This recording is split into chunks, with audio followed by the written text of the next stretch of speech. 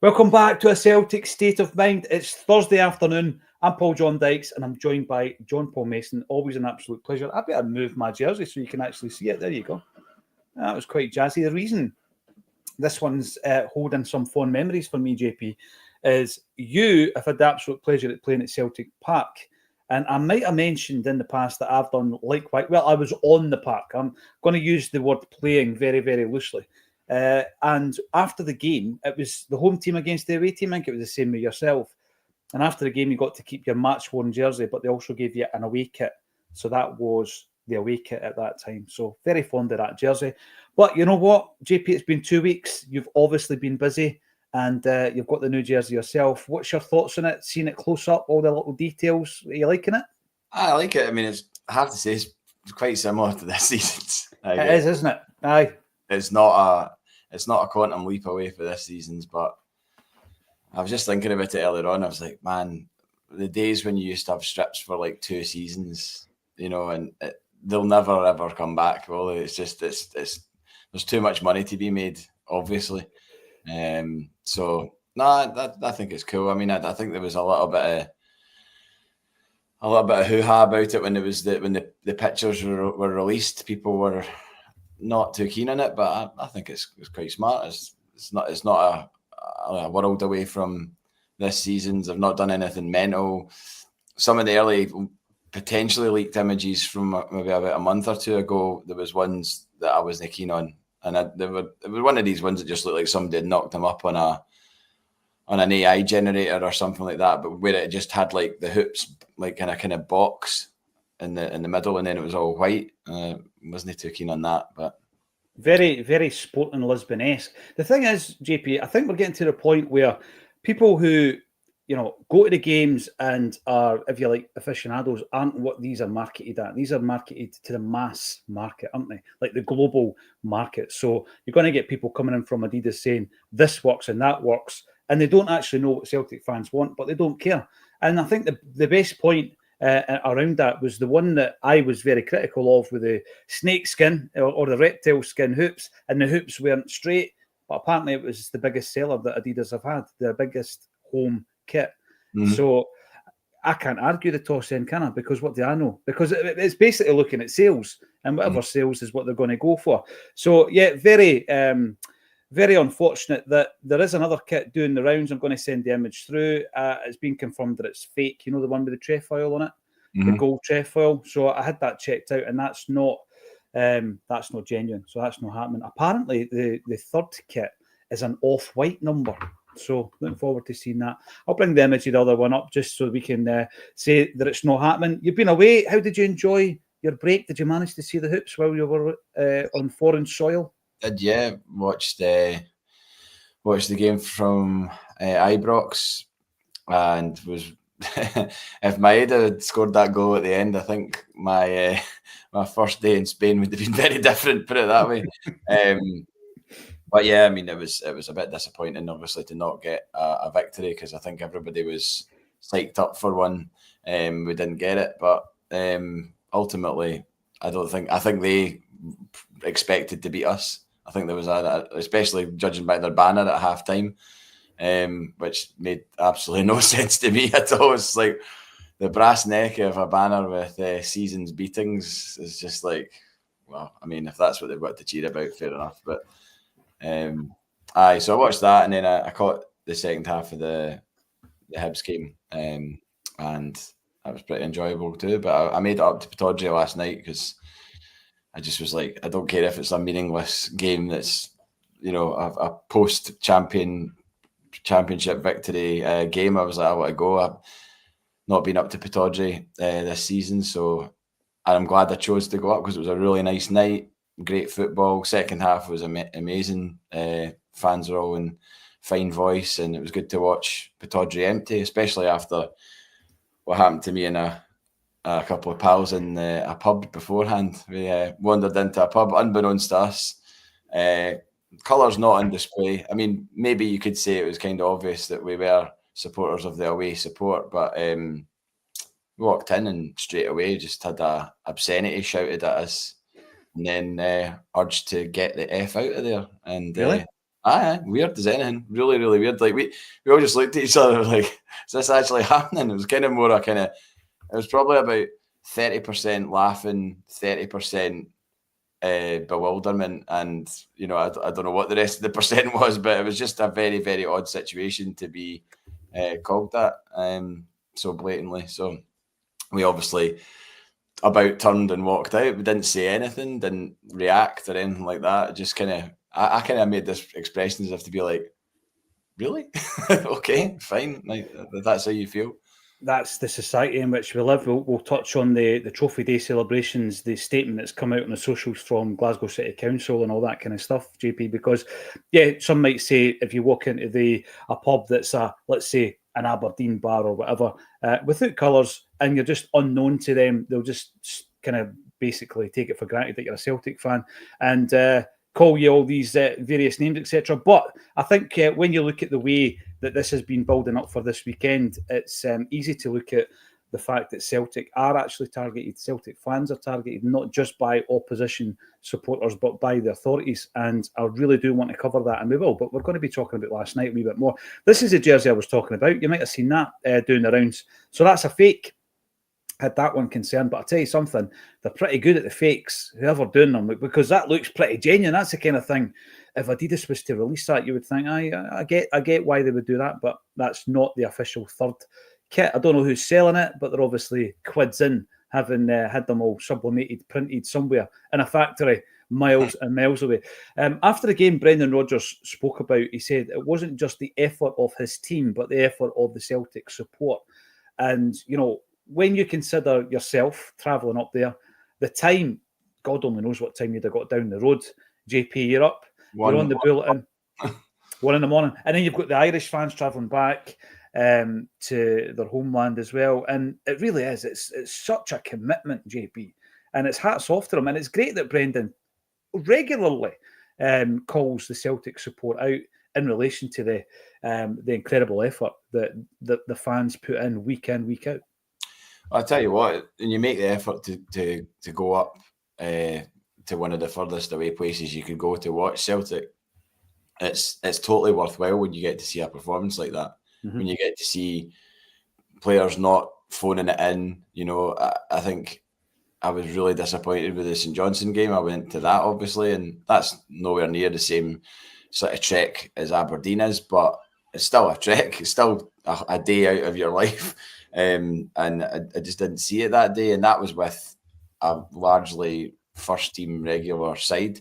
So last night, when you look at like my pal Leo on the way up in the car, he named the team before it was released, not because he knew, he just was like, this is what the team's going to be, and he got it bang on. Mm-hmm. So then when you look at that team, you're like, never played together before, could be disjointed, could be kind of, you just didn't know what you were going to get. I certainly didn't expect to get a 5-1, and obviously the cynical amongst other supporters of Scottish football teams would be like, well, of course Aberdeen lay down to you and that, and it's like, well they lay down to you on the weekend and got beat 4-0, so why would it be any different? Even if we do put out a second string side, it just shows how good our squad is.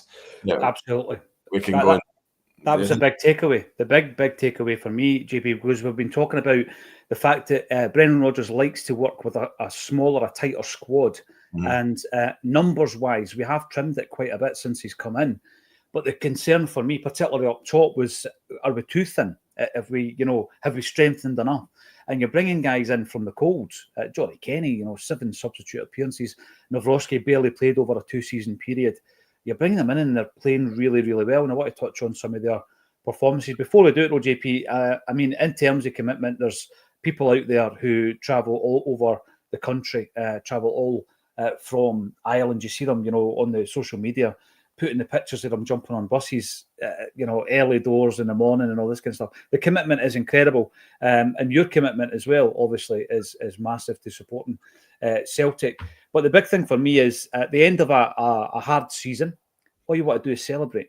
You just want to go out there and celebrate your successes as a team, as a fan base. And there seems to be blockades everywhere we look. There's a blockade. You're not going to be able to celebrate because of this X, Y, and Z. And it becomes like very tough not to feel as though it's been imposed on us for a specific, more sinister reason, JP. I spoke about this the other day. I'm just going to bring up a couple of screens here. So earlier on today, it was interesting to see that Glasgow City Council, brilliantly on a Thursday, a couple of days before this is due to happen, bring this out. Enjoy Trophy Day, but respect the city and your neighbours. That's not the thing that jumped out at me, because I think everybody would respect and agree with that particular statement. But if you go down to the third of the fourth tweet, damage to buildings, right, and infrastructure.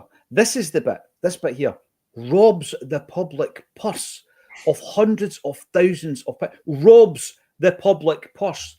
Now, the wording of that for me, right, what I would say is, right, I'm going to bring up another screen. So robs, remember that, robs the public purse. And then we bring up this here. It's a story that I was quite interested to read fairly recently. Former council leader charged over fraud offences. Robs the public purse. JP, seriously, how dare they, put this on Celtic? We rob the public purse. It's ridiculous the way they've gone about it. They're basically going to be using a reactive approach to this. Nothing's in place. They're setting it up for a fall. That's what they're doing. They're setting it up for a fall. And when they do, this is the kind of rhetoric you're going to get, is that football fans equals bad. You rob the public purse, etc., etc. And that's before we even talk about the Orange Walk that's happening in the morning, JP.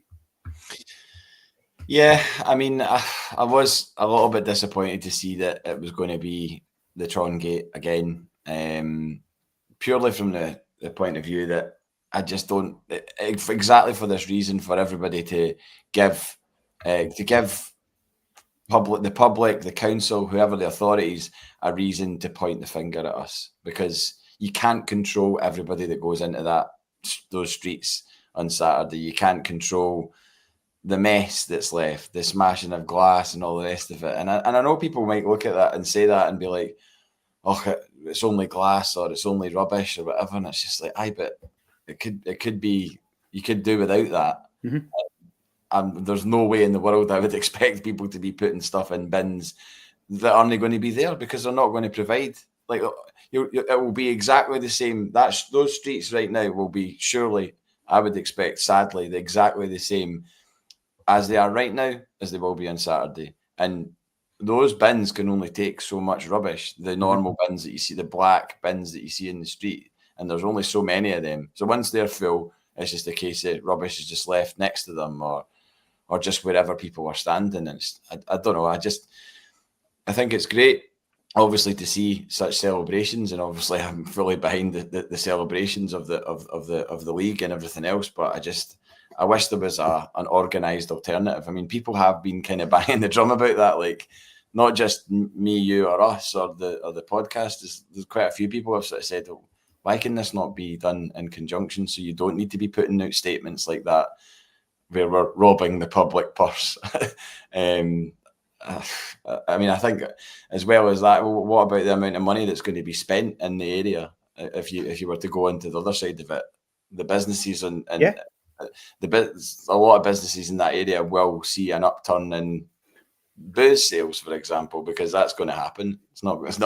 I know it's not illegal to do in the streets, but it's going to happen. Right. There's an economical impact if tens of thousands of people go to an area where there's businesses, but they're only focusing on the downside, JP. There's definitely an economical impact in relation to businesses making more money, selling more goods. Restaurants, cafes, bars, absolutely, 100%. People are going to be going to Specsavers, but it's yeah. Those are the businesses, because I was actually in Specsavers recently and was chatting to my mate's mum who works there, and she was sort of saying, oh, it's pretty tough for us in terms of the volume of people that are in the streets, and you're kind of a little bit on edge about whether something may or may not happen. I hope it doesn't. But yeah, like you said, there's many uptakes to the local businesses, pubs. I mean, I'm sure the likes of McCool's and the toll booth and all that are absolutely rubbing their hands at the business they're going to get. And I'm fully for that, because McCool's is a great pub, and I think they struggled a bit during COVID, crowdfunder and stuff like that. So hopefully they have a busy night on Saturday. How much do the other types of walk, the orange walks all around Scotland, how much do they rob of the public purse, JP? I wouldn't mind seeing a report on that. Policing? Yeah. I would love to see the figures. I'd love to see a breakdown of that, because it's all right coming out and just targeting Celtic fans, right? So you're robbing the public. That's agitated me this morning reading that, when you look at some of the heads of council who have been robbing the public purse and are going to be standing trial for it. Let's focus on last night's game. The thing is, though, JP, I mean, it's not like they couldn't have seen this coming. Two guys sitting on a podcast on a Thursday, two members of the public, Celtic supporting members of the public, sitting discussing it 2 months ago, i.e. you and me, we called it. We were talking about alternatives. We were talking about what could be done better. Yet we're a couple of days before it, and only now are we seeing a statement. It's a shambles. It really is shambolic. Some of the comments coming in. Always great to hear from you. Ian Roy, you're back in. You were on last night as well. Morning all. Anyone hear the latest on Hatate's injury? Has there been an update, JP? I was looking through the news stories this morning. I've not seen anything yet. I don't know, but it didn't look good from where we were, because he obviously was down. And then a pal said he's been sitting with his head in his hands on the bench since he went off. And right enough, you see the pictures this morning of him doing exactly that. I watched it back, I saw a clip of it and I watched it back, and it did seem a bit full-blooded for that time in the game. And I don't really know if you could call it a 50-50, because he's definitely left one on him. And well, he didn't go down like that for no reason, put it that way. So I really, really hope for his sake. I've been critical of the guy. He's absolutely stepped up in the last few weeks. Not that I then think that makes it good enough, because I think there's been a lot of times where he's not stepped up, and that's just the way of life as a footballer, I suppose. But my question was whether or not he actually was wanting to stay at Celtic. That's still a huge question mark, but he deserves to be playing on Saturday. He deserves to be playing in the cup final without a shadow of a doubt. There's nobody that I could point in that squad to say, oh, well, they should start ahead of Hatate based on his overall performance this season, because ultimately he's played every single game. That was the start. That right up until last night, every game he has. Yeah. No, he's not started every game, but he's played in every game. So whether you're critical of his performance or not, you can't argue. It's the same way as we or you or I have defended Adam, Idah or Arne Engels. They've played their part this season over the course of the whole season. Ida's now scored 20 goals. Like, I still don't understand the question marks. There's quite a few people I've spoken to, friends of mine, who are completely still not convinced with him and just don't ever see him being our number one striker. And I said to my pal Leo last night, I was like, well, if you're still saying the same thing at the end of next season, then I'll have to concede that you're right. But I really hope he's not right. And I want the guy to do well. I want the guy to prove the doubters wrong and shake off the price tag. But going back to Hatate, it would be absolutely, I mean, it's such a shame for Jota that what's happening. I honestly still, listening to that press conference when he announced, when Brendan Rodgers said, yeah, sadly for us and for Jota, it's going to be a period of time before he's back, looking at 6 to 9 months. And I honestly was waiting on it's not really, it seemed that big to say that. And you're like, oh no, 6 to 9 months for a guy that's gone through an absolute nightmare of time. And then he's got this to deal with as well. And Hatate as well. I mean, I don't know if there was moves afoot to try and engineer a move for him this summer or not. I would hate to think that an injury would delay that or put it off, because if he has to go, I'd be happy for the guy if he got the move that he wanted. He's given us great service. I think I've gone beyond the point, apart from my Idah, I've gone beyond the point of being like, oh, they should just stay. You should just stay. Like, if Kuhn wants to go, just go. Like, if that is really what he wants to do this summer, then if we can make a sizable amount of money back on what we spent on him, then fine. I suppose the modern age is that you shouldn't get attached to your heroes. I mean, look how weird it was losing Kyogo in January. Look how weird it was losing Brendan. We all took it as a personal slight, JP. Yeah. Kevin Graham's got a braindometer out in his shed, and the dial goes up and down depending on the performance all these years later. Yeah. I mean, I think maybe the younger you are, the harder it would be now, like in terms of being attached to these players, and maybe we were spoiled because we had Larsson for so long, and maybe we were duped into thinking that that's how it was always going to be. It's like you're always going to have your best players. I mean, losing Matt O'Reilly at the end of last season or the start of this season rather, was a sore one. But ultimately, you were like, it's a great move for the guy. He's probably trebled his wages, and he's getting to play in the Premier League. Unfortunate with injury, but he's now getting a start every week, proving why they paid 25 million for him, or 27, 28 million, whatever it was. But yeah, Hatate, I would be absolutely gutted for the guy, because he's really put the effort in. I think, since maybe the Rangers game at home, I think, and he scored in that game as well. But I think since then he's really kind of, maybe St Johnstone game aside, I think everybody had an off day that day. But I've seen enough from him in the last sort of month or so to suggest that he'd be one of the absolutely nailed on starters for this weekend and the cup final. And you don't want to see players miss out and you don't want to. I mean, Jota's going to be on crutches on Saturday and at the cup final as well, no doubt. And it's just a horrible thing to see when you're like, that guy should be in his strip and should have played a part, whether he started or come off the bench. That's what you want to see, and they deserve that. It stays with them. It stays with them as well. I mean, we spoke to Peter Grant a couple of times last year, and he still talks about the missing of 2 cup finals through injury in his career. And that really fed into him insisting that he played in 95. He was never, ever fit to play against Airdrie in 1995, but he made it his mission, to the point, actually, that he still has trouble with the same knee that was injured for the 95 cup final. He played the game. He got man of the match. You remember him breaking down after the game. He makes a tackle near the end. I've got to admit, it's not the best game ever to watch back, but I'll need to look at it back. He makes a tackle really late on in the day in the penalty box, a slide tackle, and he's grimacing with a pain in his knee.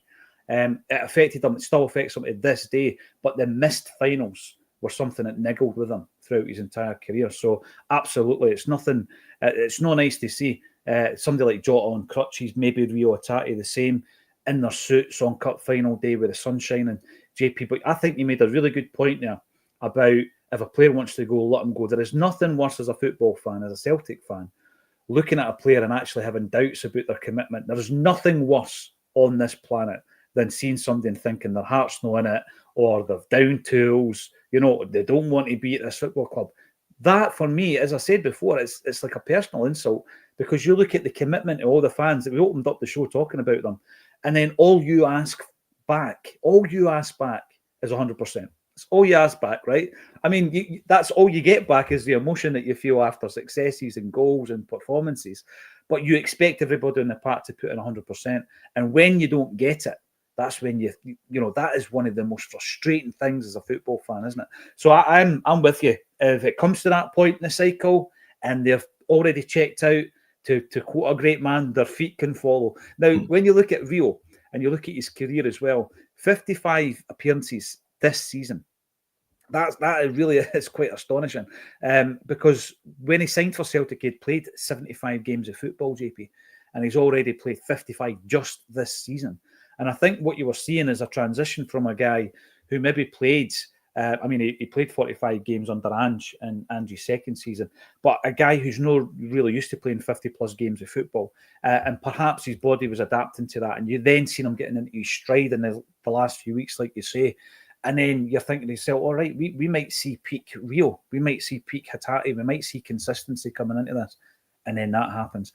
Now, Brendan Rodgers called the player out, Guy out, after the game, because he said he lost his head. So he was being, for me, polite as he possibly could be. But I do think it was really quite malicious when you watch it back. I've not seen the handshake between him and Jimmy Tillene, but apparently he was fizzing strained. It was strained, totally. it just seems for that to happen at the end of a game like that. I know we were absolutely scudding them. Was it 4-1 at the time or whatever? I think it might have been before he does go, but and I know obviously from their viewpoint that's frustrating as players and everything else, but you don't just go out to do somebody because you're getting beat. You know, it's kind of hammer thrower behaviour, really. And for it to happen as a substitute as well. You know, I mean, people will say, "Oh, why did he bring him on?" You're not bringing him on expecting him to get snapped. You know what I mean? I didn't see that coming at all. It was, and for it to happen right in front of the bench as well, it's just like you couldn't have had a better view of it or a worse view of it, so to speak. So I mean, I really, really hope that we get good news, but it didn't look good, and the body language from the player as well on the bench, and then at the end of the game, it didn't look good, and it was actually, as we were all celebrating with the players, and James Forrest was getting his moment with the fans, even though he was reluctant to do it. He was very reluctant, JP, was he? You know, the guy's not on social media. He's not that type of person. Does not like the attention. Doesn't like the attention. I respect that. I respect that, because that may have assisted his dedication to Celtic. You know, no distractions, no kind of I'm the man or anything like that. You know, he's just gone about his business, and I thought he was brilliant last night. I thought he was absolutely brilliant. Like he's turned into that like model pro. JP, remember back in the day that infamous scene where he's getting interviewed on Celtic TV and he goes, "Nando's, do you fancy it?" And I spoke to somebody who used to see James Forrest kicking about Glasgow in his younger days, and he said that Tony Stokes tried his best to lead him astray, but obviously got back on the straight and narrow when Stokesy left the football club. Well, I mean, I do know that he's just from friends that have met him out and about. He does like a night out, but he doesn't post it about social media or anything like that, and obviously keeps his head down a little bit when it comes to that in terms of getting filmed or pictures or anything like that. But yeah, no, the way that the fans all sang for him last night was brilliant. It was kind of long overdue, really. There's been many times where I've been standing there or sitting there slightly frustrated that there's lesser players that have come through the doors at Celtic Park over the last 10, 15 years while he's been there that have had songs and completely well, not always undeservedly so, but you know, they've done one or two things and then suddenly they've got a song. And I mean, Idah had a song. He's away. Thanks for his contributions, but it was not anywhere near what James Forrest has done. And I'm sure he's not bothered about it. I don't think he'll lose any sleep over it, but it was just nice to be there while he got the recognition. You know, if I'd heard that in the telly, I'd have been like, it would have been good to be there. So it was good. It was good to have put myself in the situation where I could actually sing along with it, you know.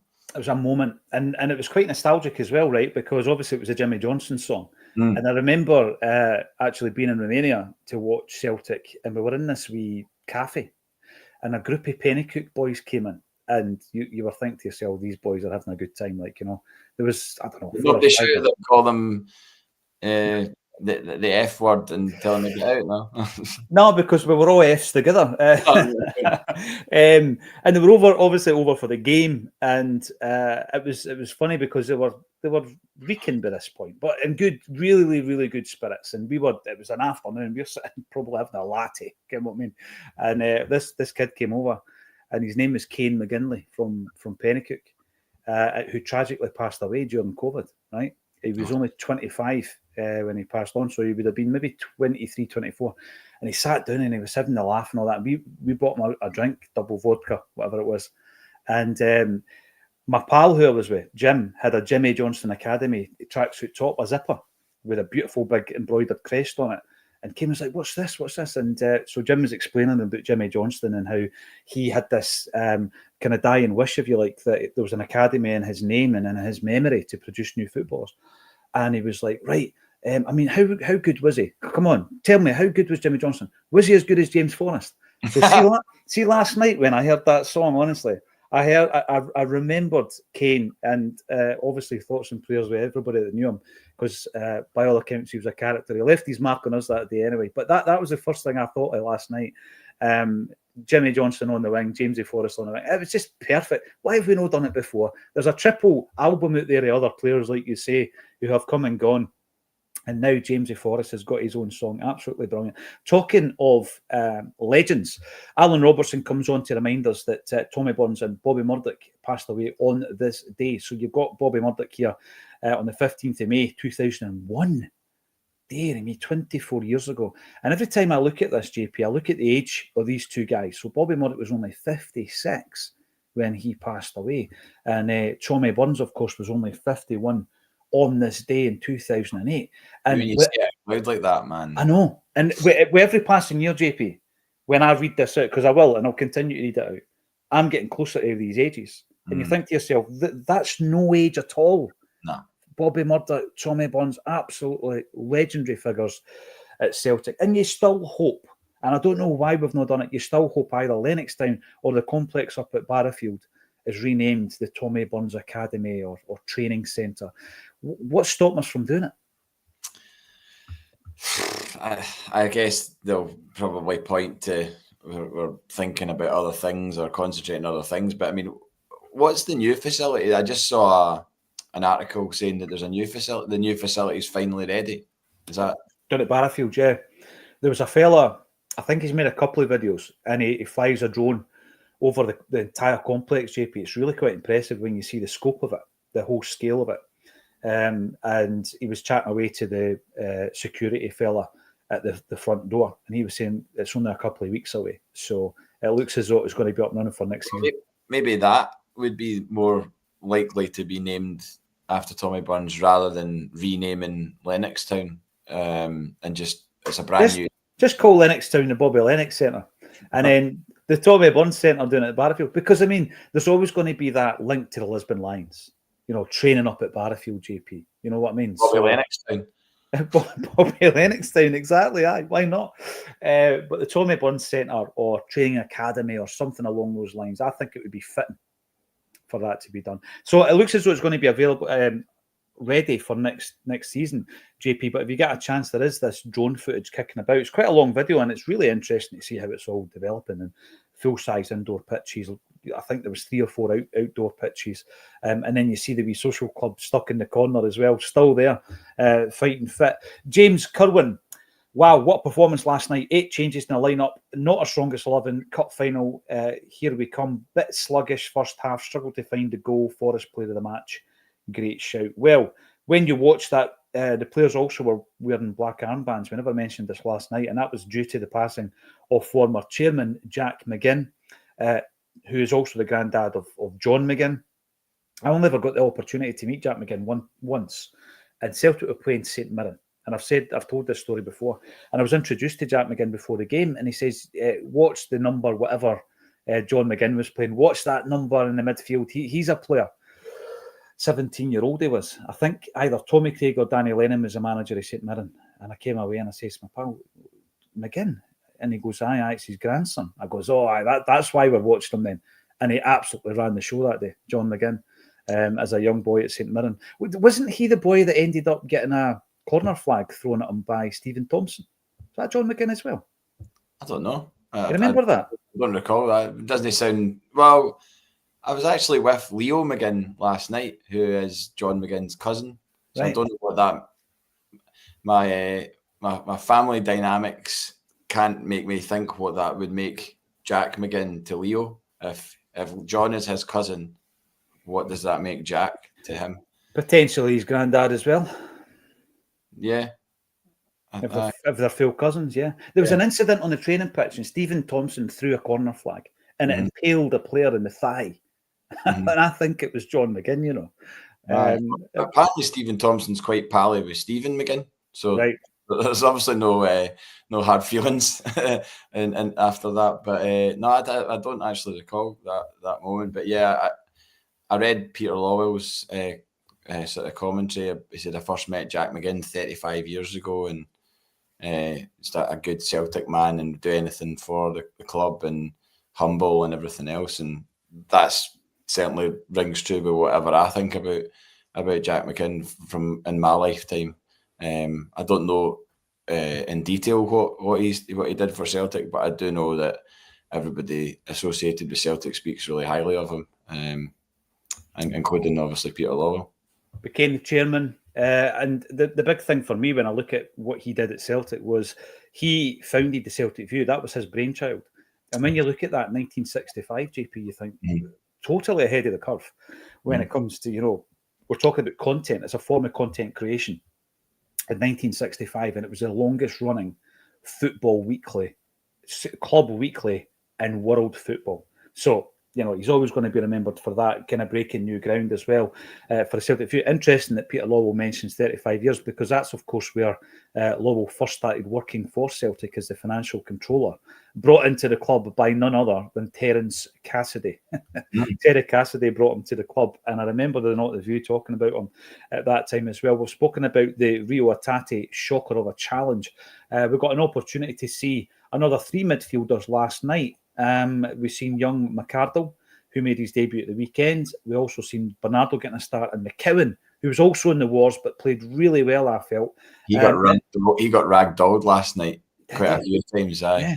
I could see it was in that kind of I'm not getting beat here, or I know that we ever looked like we were going to get beat, but he didn't want to lose anything in that game last night, whether it was a tackle, a throw-in. He was fighting for everything. I was really impressed with him last night, actually. After the game, he got his goal as well because he deserved it. He did. What about the assist as well for Kenny, for Kenny's goal? Brilliant cross. But I was watching last night thinking to myself, right, if Rio Hatate's out for the cup final, I know sometimes these things look really, really bad, and it turns out that they're all right, and it's just like bruising and muscle bruising, etc. That did look like a bad one. So already you're thinking about Scottish Cup final starting 11 and who replaces them in the midfield. So my take on it last night, JP, even though I felt McKeown had a better game last night than Bernardo, the way I would line up my 3 midfielders for the cup final would be Bernardo as your holding midfielder, with McGregor to his left and Engels to his right. What's your thoughts on the midfield setting it up for the cup final? Well, for Hatate's sake, I really hope that we're jumping the gun a bit here and he's not going to be ruled out. But yeah, if he is, then I mean, I guess Bernardo would be the sensible replacement, but I guess it's down to what Brendan Rodgers thinks and what he sees in an application and training and everything else, because he'll know better than us what they can bring to the table in terms of in that particular midfield 3. But I don't know. I would imagine the rest of the team probably picks itself, but if he's left without Hatate, then he'll have a decision to make, and at least it's a good decision in terms of he's got options there. It's not as if we're like going to have to turn to a McArdle or a Jude Bonner or somebody like that, just that's not played at this level. But let's hope he's not. Let's hope he doesn't have to do that. I know. Kaiser comes in and asks if Bad is going to be open for the game. We're certainly going to be there for the cup final, Kaiser. This weekend, we don't have an event for Trophy Day, but Acsom will be down at the street party filming it as well. So say hello if you're down there, and let us know your thoughts on it as well. Brendan McCarthy, you're in on the YouTube. Hail, boys. Jamesy Forrest was brilliant last night. I love Big Idah scoring, but don't do the Arfield salute, please.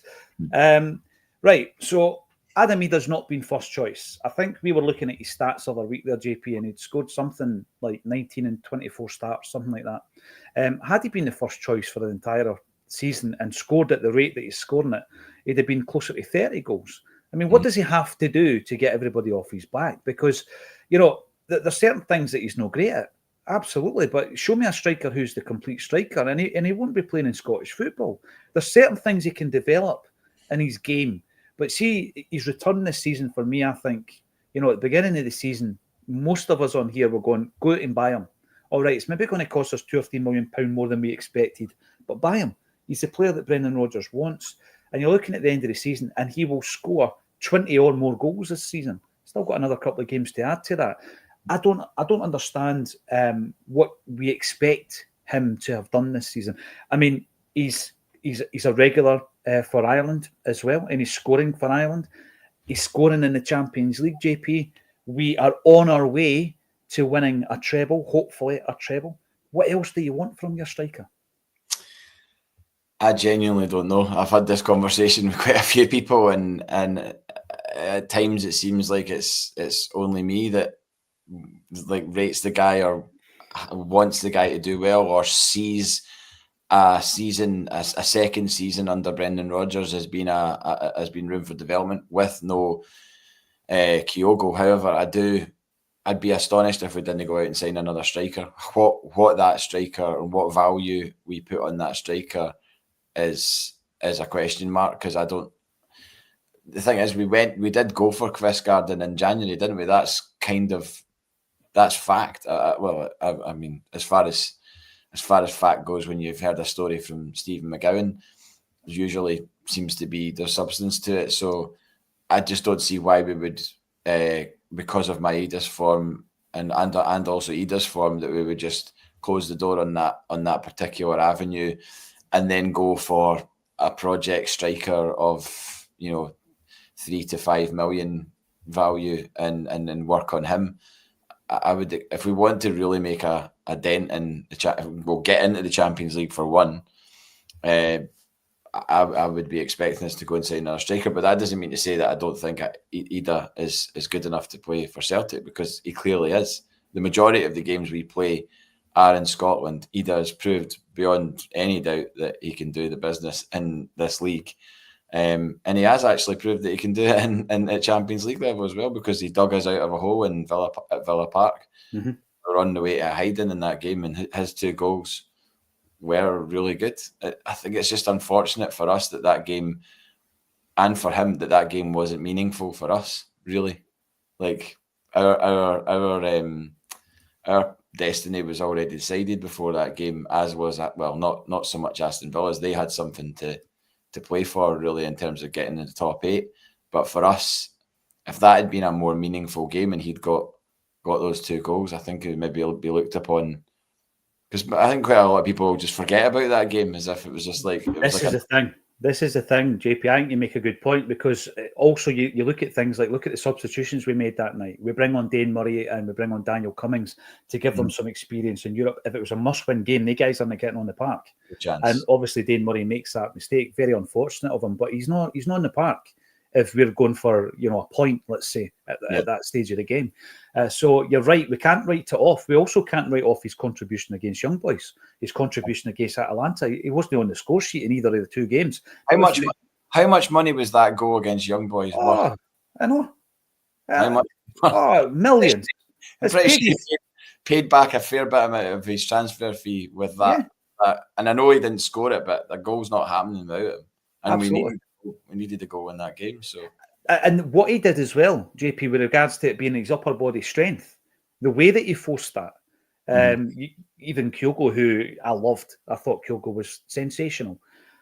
Kyogo's not forcing that goal. Kyogo's a different player. So he's done magnificently this season for me. Yeah, he's not perfect. Absolutely, he's not perfect. And we still need to go out and buy a striker, even though we've got a guy in Johnny Kenny who I think is really promising, and we'll be touching on his performance as well.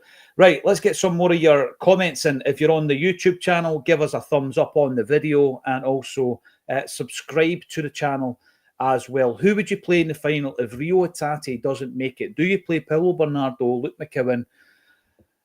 I'm going to throw him in anyway. But young Sean McArdle, he's playing games. I don't know if you would be that bold as to start him in a cup final. But he is the other midfield player who obviously is playing. So I got added onto a LinkedIn profile last night, and it got me looking at his employer, right? And I didn't realise, because obviously we loan out so many players, JP, that Odin Holm, who is now at Los Angeles FC, I didn't realise, because I'm so focused on Celtic that I probably couldn't tell you 2 or 3 players that played for Los Angeles. But Olivier Giroud, he plays for Los Angeles alongside Odin Thiago Holm. How cool is that? And he's a player that almost signed for Celtic. Remember the story? Yeah, it was when he was in his early 20s, wasn't it? It was pre-Premier League. I can't remember what club he was at the time. Did he make it? Did they make it as far as Glasgow? Did they come in? Was there a tour of Bobby Lennox Town? But that's renamed. We're renaming it. As simple as that. Let me just look at this here, right? Because it was during the time of Tony Mowbray and Peter Grant, right? So he went from and I'm mispronouncing this, you're a French speaker, you can correct me.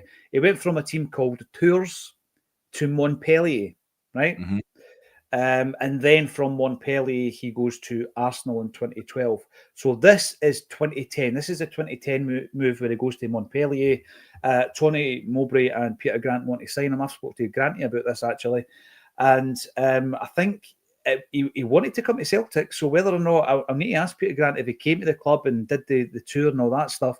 He wanted to come to Celtic. And near the end, I think the Montpellier...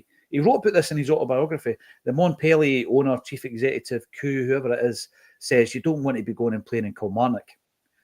And I mean, it's a wee bit harsh on Kilmarnock, but that's the team he picked out as you don't want to go and play against them. And he went and signed for Montpellier, and the rest, as they say, is history.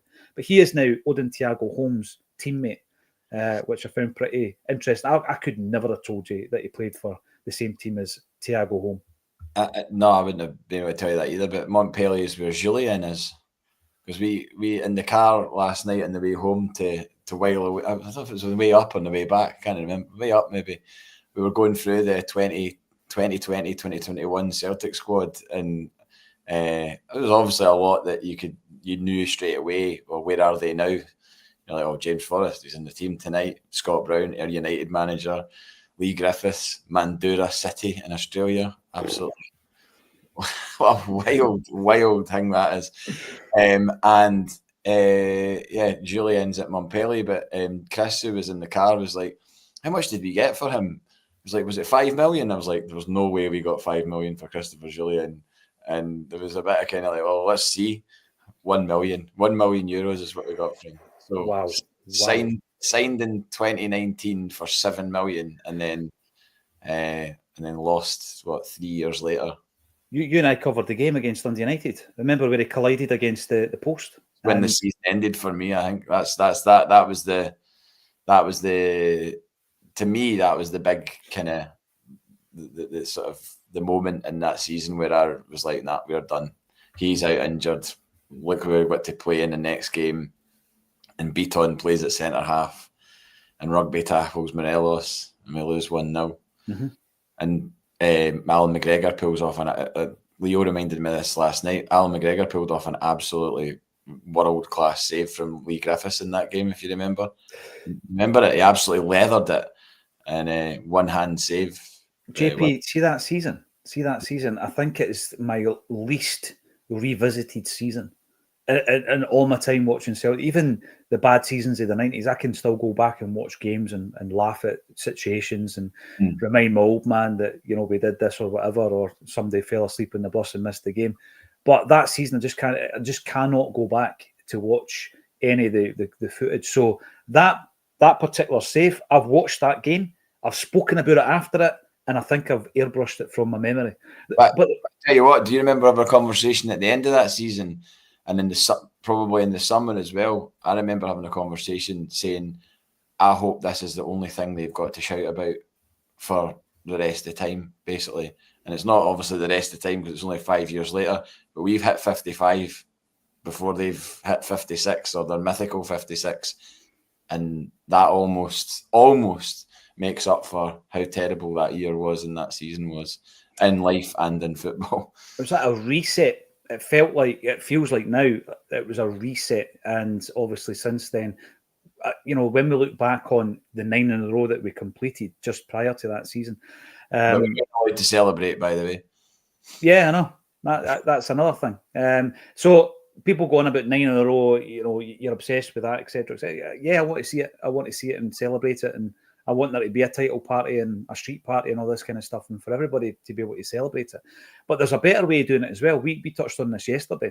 If you compare where we are now, to the 4 in a row team under Ronnie Dyler, we are well ahead of the curve, well ahead of where we were back then, in so many different aspects.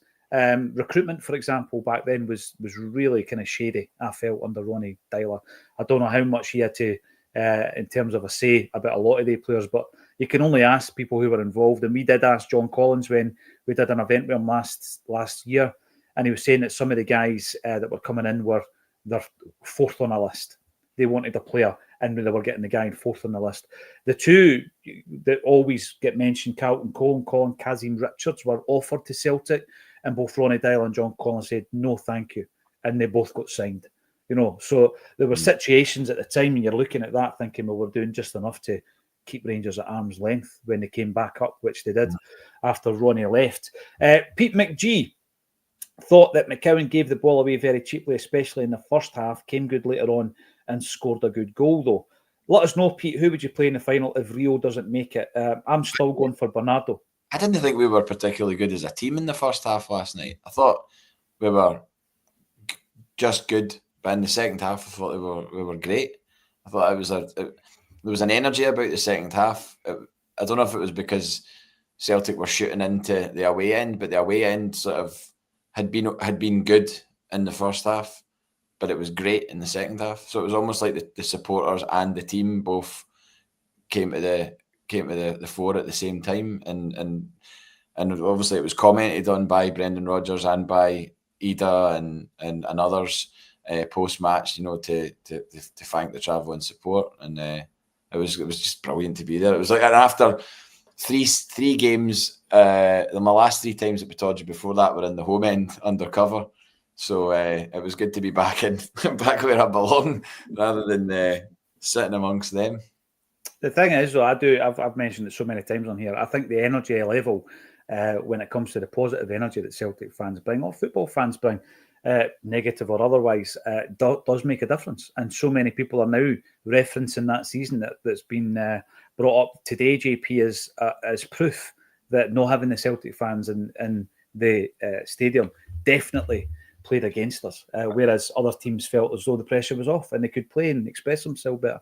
I think I was just thinking about Brendan Rodgers sort of talking about that defeat at St Johnstone, and sometimes you need to have these moments of adversity and let's face it, not misery. I wouldn't say I was absolutely miserable leaving McDermott Park that day, but I was definitely a bit down, a bit kind of like, that shouldn't have happened. We shouldn't have been getting beat off a team at the bottom of the league, but sometimes relegated last night. I know. Sometimes that happens, and then when you think about that COVID season, that was like the most monumental of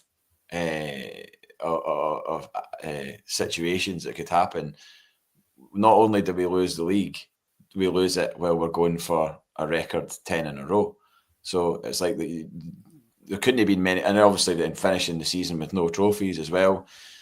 Fortunately, St Johnstone picked up the other two instead of them. But that was the end of that season. Was just like, right, okay, that's when you need to look inward and do your best. And obviously, clearly, we were trying to do that by getting Eddie Howe. Like, if going for Eddie Howe was a kind of circling back to 2016 and getting Brendan Rodgers after Ronnie Dyler, after Ronnie Dyler lost the semi-final. That was a kind of similar, although slightly scaled up in terms of we've lost the league this time. We've not just lost the Scottish Cup, and I think the board and Celtic obviously should be credited for that. Having Ange Postecoglou as a kind of rabbit in the hat type thing.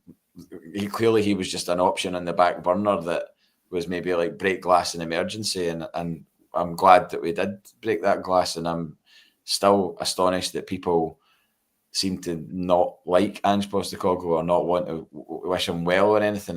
I said before, they're now in the final together. I said if Man United and Spurs were to get to that final, I'd want Spurs to win, and I still do. And this comes from someone who was born in Manchester, whose English team is Man United. Yep. But you would rather Ange wins it. The thing with Ange, I remember at the time when I was all in on Eddie Howe. I can't deny it because we spoke about it every single day on a Celtic State of Mind. How soon is now was the banner we were going to be putting up across bridges with a big Acsom logo on it. And unfortunately, at the time, I say unfortunately, with hindsight, everything worked out fine. It didn't happen. It broke down. And at that point, we spoke a few days ago, JP, about sometimes when the club are so successful, they forget about that engagement bit. They just don't engage with certain, supporter groups, if you like, or fan media. Yet when things are a wee bit down in the dumps, that's when they seem to realise that it is important to engage.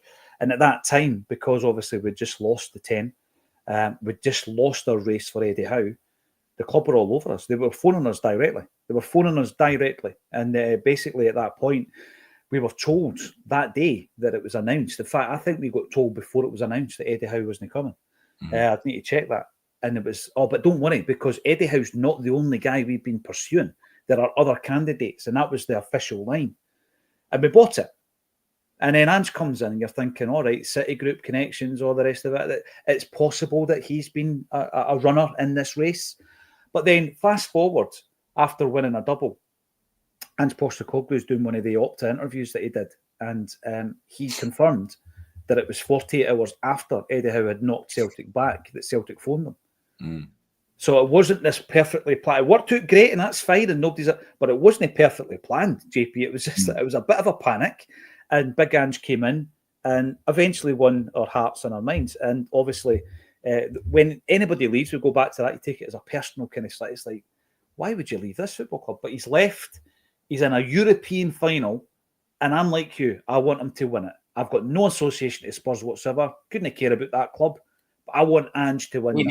Me neither. I've never owned anything Spurs related or rooted for them in any way. But I just would love, he's clearly going to leave at the end of the season. I don't think there's any doubt about that. Biggest mic drop in English football history. The best and biggest mic drop. Possibly ever that I've seen. Because what has it been 17 years since they've won a trophy? Wow! Aye. And he does it in Europe. Aye, to do it in Europe as well. And you can say what you like about the opposition. Obviously, Man United are an absolute basket case. Both teams lost at the weekend 2-0 at home to Crystal Palace, and I forget who the other team was, but I looked at both of those results and I was just like, this is laughable. Like that's the two teams that are in Europa League final, but one of them will be in the Champions League next year. I know, direct. But that's the other big thing for them. It's not as if it's just a case of, I've won a trophy. It's I've won a trophy, and despite this pretty terrible season that they've had domestically, they get into the Champions League. Imagine. He would still walk. I don't know him. I never actually met him. Obviously, we did press conferences and all the rest of it. But I get the impression, having watched him for 2 years at Celtic, that he would still walk. It wouldn't change his mind. Yeah. His body language and his rhetoric that he's been coming away with would suggest that it'll probably be a case of, thanks for the memories, but I'm out of here. You've got no patience, not willing to accept the fact that we've had a massively upset season due to injuries. That seems to be completely forgotten. But yeah, I mean, I think everyone thinks what he like. I mean, you listen to some of the things that they say, and they're like, look how quickly you can turn it around. We get a good manager, and we can do an Ange. Look what he did in a season. It's like, right, if it is that easy, right? Okay. Plus, he got all this money to spend. It's like, well, even if you did get a war chest of 30 million, who are you going to get, and where are you going to spend it? You can't spend it the way that you think you can spend it. We sold players to fund that rebuild. That's what happened from the sales of Edouard, Ayer, Christie. That funded the majority of what Ange spent. Yep. And then there's the unique element of how Ange did it, to have that specialist knowledge of a market that wasn't really being tapped into, and to bring players like Rio Hatate for £1.5 million. I know that Kyogo cost about 4.5. He was the first Japanese import. Maybe Starfelt was 4.5, something along those lines.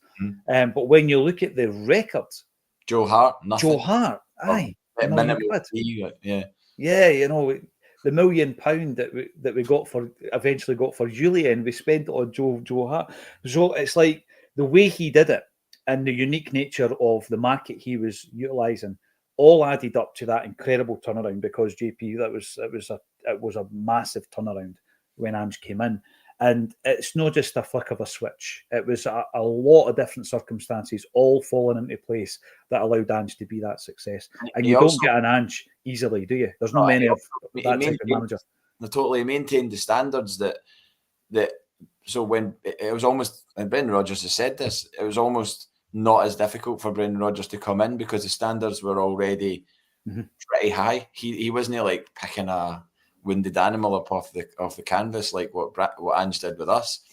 Ange had come in and kept the standards high, and it was a double and a treble. So that's clearly the standards are high, and it's not as if one trophy doesn't matter. Or I mean, we definitely wanted to win that trophy in the first season, and there was no doubt about it. We would have been going for a treble in that season to really cement our return to the top of the tree. But it wasn't to be. But we did it in the second season, so it was proof that he wasn't a one-hit wonder. You know, he could do it in the second season, and I've no doubt about it. He could have done it in the third as well. And in a parallel universe, what would our European campaign have been like under Ange Postecoglou last season, in Brendan's first season? I wonder how that would have gone, because we would have been in the Champions League. Everyone points to Ange's European success or lack of it. It's like you're forgetting that was at a time that he was rebuilding Celtic. You need to afford them, because he still gets slagged for going out to Midtjylland, and you're like, look at the team that we put out against Midtjylland. I mean, Dane Murray made his debut against them. Exactly. There's absolutely no way that a better Celtic team from later on in that season wouldn't have taken care of Midtjylland. I don't know what we would have done in the Champions League proper once we got there. We'd have probably got a horror draw, the usual, because it was still the 4 teams. So we'd have probably ended up playing PSG, Bayern Munich, and whoever. But I find it absurd that he gets his European record panned and he gets slagged for getting put out of Bodo Glimt, who just reached a semi-final in the Europa League. It's like you can't really slag that. I mean, they've clearly done something right, whatever they're doing at that club. There's a template there for other clubs to learn from, I think. Bodo Glimt. Ange got his revenge. Yeah, we veered into Ange territory. There's your klaxon. There's only one other player that I need to mention, and that's Rocco Vat, and then you can get your bingo card. Everybody that's involved in the chat, brilliant. Thank you all for getting involved. And last night was quite a late one, and you all turned out for that as well. So thank you very much. We do have, at the end of this month, a live event coming up. It's Stubbsy and Tosh McKinley, 2 guys who stopped the 10. Under Wim Jansen. There they are. Alan Stubbs has got a great story to tell, obviously, with his cancer battles ×2, as well as stopping the 10 and still being at the club when Martin O'Neill wins a treble. Brilliant story for Stubbsy to tell. Tosh McKinley is a funny guy. A very, very funny guy. So I'm looking forward to that. Ticket link is underneath this video, and it's on the night of the Champions League final as well. So that will be on the big screen. Always an absolute pleasure to have JP on Acsom. So thanks very much for joining us, JP. And join us again tomorrow at 12:30 on A Celtic State of Mind.